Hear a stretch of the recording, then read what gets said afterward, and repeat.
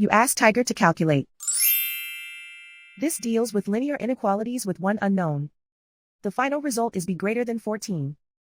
Let's solve it step by step. Group all b terms on the left side of the inequality.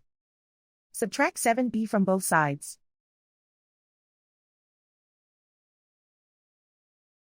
Simplify the arithmetic.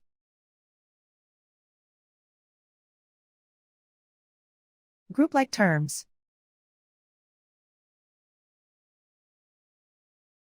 Simplify the arithmetic.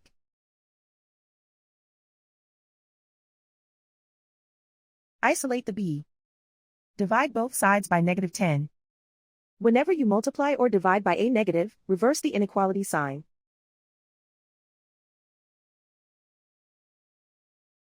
Cancel out the negatives.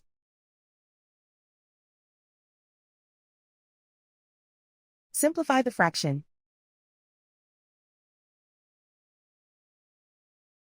Cancel out the negatives.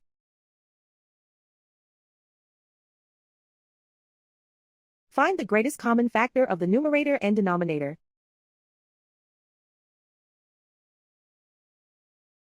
Factor out and cancel the greatest common factor.